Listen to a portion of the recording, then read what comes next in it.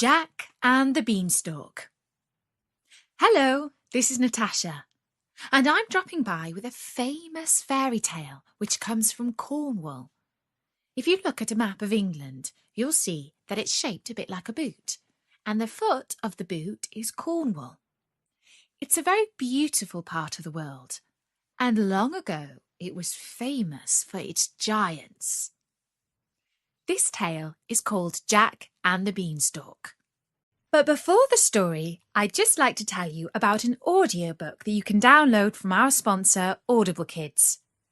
It's a lovely farmyard tale about a pig called Wilbur and a very clever spider called Charlotte. Charlotte uses her web to save Wilbur's life. The recording is very special because it's read by the author himself, E.B. White.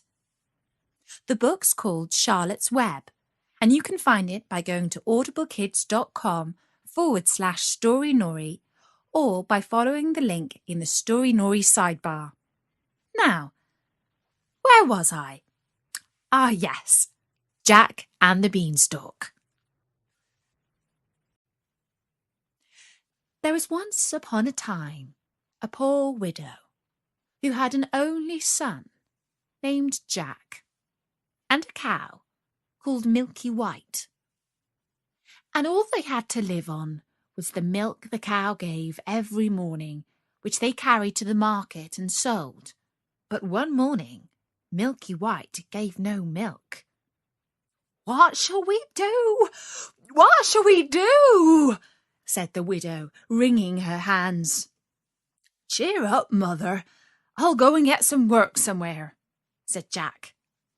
"We've tried that before, and nobody would take you," said his mother. We must sell Milky White, and with the money, start a shop or something." "All right, mother," said Jack. "It's market day today, and I'll soon sell Milky White, and then we'll see what we can do." So he took the cow, and off he started. He hadn't gone far when he met a funny old-looking man who said to him, "Good morning, Jack." "Good morning to you," said Jack, and wondered how he knew his name. "Well, Jack, where are you off to?" said the man. "I'm going to the market to sell our cow there." "Oh, you look the proper sort of chap to sell cows," said the man. "I wonder if you know how many beans makes 5. 2 in each hand and 1 in your mouth," says Jack, as sharp as a needle. "Right you are," says the man.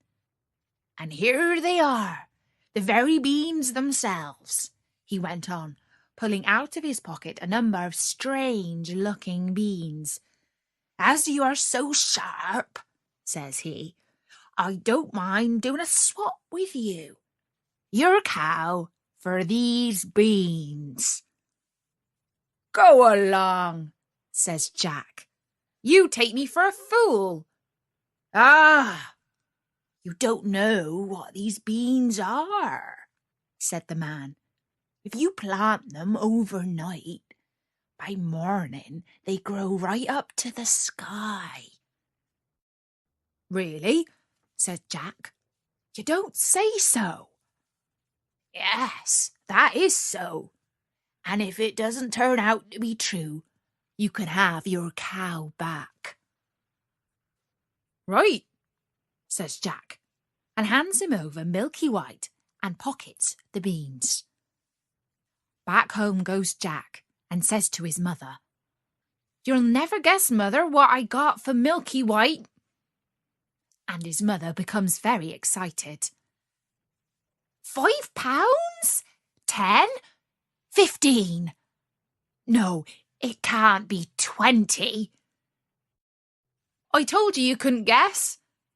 What do you say to these beans? They're magical. Plant them overnight and—" "What?" says Jack's mother. "Have you been such a fool, such a dolt, such an idiot? Take that, and take that. And as for your precious beans here, they go out the window, and off with you to bed. Not a sup shall you drink, and not a bit shall you swallow to this very night." So Jack went upstairs to his little room in the attic, and sad and sorry he was, to be sure. At last he dropped off to sleep. When he woke up, the room looked so funny. The sun was shining into part of it, and all the rest was quite dark and shady. So Jack jumped up and went to the window. And what do you think he saw? Why, the beans that his mother had thrown out of the window into the garden had sprung up into a giant beanstalk, which went up and up till it reached the sky. So the man spoke the truth after all. The beanstalk grew up quite close past Jack's window, so all he had to do was open it and give a jump onto the beanstalk, which ran up just like a big ladder. So Jack climbed, and he climbed, and he climbed, and he climbed, and he climbed, and he climbed, and he climbed, till at last he reached the sky. And when he got there, he found a long, broad road going as straight as a dart. So he walked along, and he walked along, and he walked along until he came to a great big tall house, and on the doorstep there was a great big tall woman. "Good morning, ma'am," says Jack, quite polite like. "Could you be so kind as to give me some breakfast?" For he was as hungry as a hunter. "It's breakfast you want, is it?" says the great big tall woman. "It's breakfast you'll be if you don't move off from here. My man is an ogre, and there's nothing he likes better than boys broiled on toast. You better be moving on, or he'll be coming." "Oh, please, ma'am, do give me something to eat, ma'am. I've had nothing to eat since yesterday morning, really and truly, ma'am," says Jack. "I may as well be broiled as die of hunger." Well, the ogre's wife was not half so bad after all. So she took Jack into the kitchen and gave him a hunk of bread and cheese and a jug of milk. But Jack hadn't half finished these when thump, thump, thump, and the whole house began to tremble with the noise of someone coming. "Goodness gracious me! It's my old man," said the ogre's wife. "What on earth shall I do? Come along, quick, jump in here." And she bundled Jack into the oven just as the ogre came in. He was a big one, to be sure. At his belt he had 3 calves strung up by the heels, and he unhooked them and threw them down on the table and said, "Fee, fi, fo, fum. I smell the blood of an Englishman. Be he alive or be he dead, I'll have his bones to grind my bread." "Nonsense, dear," said his wife. "You're dreaming. Or perhaps you smell the scraps of that little boy you ate so much for yesterday's dinner. Here you go and have a wash and a tidy up, and by the time you come back your breakfast will be ready for you." So off the ogre went, and Jack was just going to jump out of the oven and run away when the woman told him, "Wait till he's asleep. He always has a doze after breakfast." Well, the ogre has his breakfast, and after that he goes to a big chest and takes out a couple of bags of gold, and down he sits and counts till at last his head began to nod and he began to snore till the whole house shook again. Then Jack crept out on tiptoe from his oven, and as he was passing the ogre, he took one of the bags of gold under his arm, and off he pelters till he comes to the beanstalk, and then he throws down the bag of gold, which of course fell into his mother's garden. And then he climbed down, till at last he got home and told his mother, and showed her the gold, and said, "Well, mother, wasn't I right about the beans? They are really magical, you see." So they lived on the bag of gold for some time, but at last they came to the end of it, and Jack made up his mind to try his luck once more at the top of the beanstalk. So one fine morning he rose up early and got onto the beanstalk, and he climbed, and he climbed, and he climbed, and he climbed, and he climbed, and he climbed, till at last he came out onto the road again, and up to the great tall house he had been to before. There, sure enough, was the great tall woman a-standing on the doorstep. "Good morning, Mom," says Jack, as bold as brass. "Could you be so good as to give me something to eat?" "Go away, my boy," says the big tall woman, "or else my man will eat you up for breakfast." "But aren't you the youngster who came here once before? Do you know that very day my man missed one of his fine gold bags?" "That's strange, Ma'am," said Jack. "I dare say I could tell you something about that, but I'm so hungry I can't speak till I've had something to eat." Well, the big tall woman was so curious that she took him in and gave him something to eat. But he had scarcely begun munching it as slowly as he could when thump, thump, thump, they heard the giant's footsteps, and his wife hid Jack away in the oven again. All happened as it did before. In came the ogre. He said, "Fee, fi, fo, fum," and had his breakfast of 3 broiled oxen.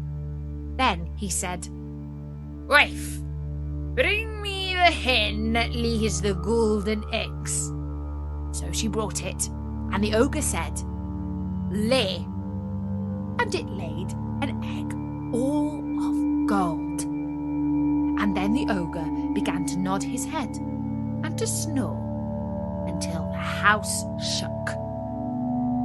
Then Jack crept out of the oven on tiptoe and caught hold of the golden hen, and was off before you could say Jack Robinson. But this time the hen gave a cackle, which woke the ogre, and just as Jack got out of the house he heard him calling, "Wife! Wife, what have you done with my golden hen?" And the wife said, "Why, my dear?" But that was all Jack heard, for he rushed off to the beanstalk and climbed down like a horse on fire. And when he got home, he showed his mother the wonderful hen and said, "Lay," to it, and it laid a golden egg every time he said, "Lay." Well, it wasn't long before Jack made up his mind to have another try at his luck up there at the top of the beanstalk. So one fine morning he rose up early, and he got to the beanstalk, and he climbed, and he climbed, and he climbed, and he climbed till he got to the top. But this time he knew better than to go straight to the ogre's house. And when he got near it, he waited behind a bush till he saw the ogre's wife come out with a pail to get some water. And then he crept into the house and got into a big copper pot. He hadn't been there long when he heard thump, thump, thump as before, and in came the ogre and his wife. Fee, fi, fur, fum. I smell the blood of an Englishman. I smell him, wife.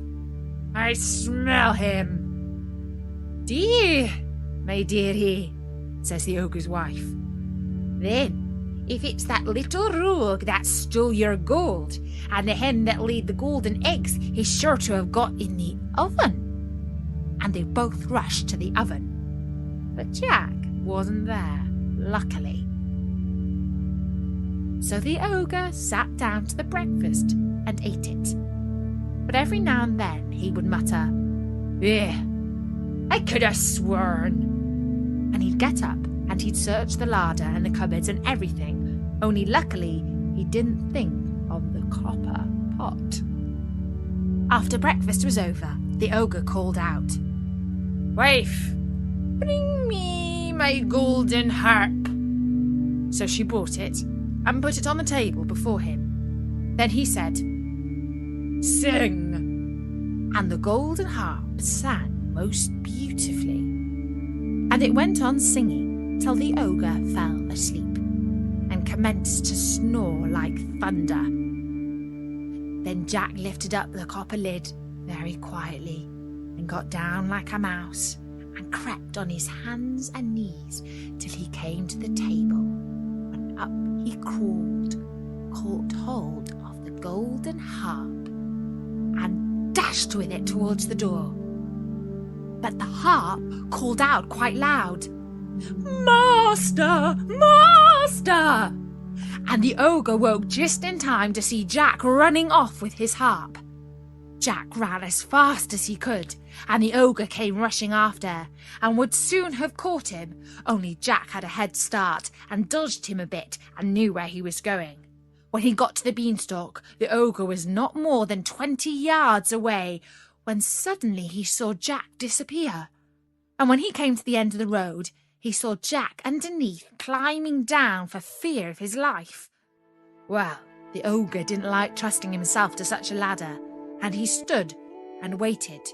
So Jack got another head start. But just then, the harp cried out, Master! Master! And the ogre swung himself down the beanstalk, which shook with his weight. Down climbs Jack, and after him climbs the ogre. By this time, Jack had climbed down and down and climbed down till he was very nearly home. So he called out, Mother! Mother! Bring me an axe! Bring me an axe! And the mother came rushing out with the axe in her hand. But when she came to the beanstalk, she stood stock still with fright, for she saw there the ogre with his legs just through the clouds. But Jack jumped down and got hold of the axe and gave a chop at the beanstalk, which cut it half in two. The ogre felt the beanstalk shake and quiver, so he stopped to see what was the matter. Then Jack gave another chop with the axe, and the beanstalk was cut in two and began to topple over. Then the ogre fell down and broke his crown, and the beanstalk came toppling after. Then Jack showed his mother his golden harp, and what with showing that and selling the golden eggs, Jack and his mother became very rich, and he married a great princess, and they lived happily ever after. And that was the story Nori of Jack and the Beanstalk. I do hope that you enjoyed it. Bertie says that he really likes to know what you think of our stories. If you drop by at storynori.com, you can leave a comment on each story. All you have to do is give your first name. There's no need even for an email address. And if you like Story Nori, it really helps us if you can say something nice about us on our iTunes page. For now, from me, Natasha, bye-bye!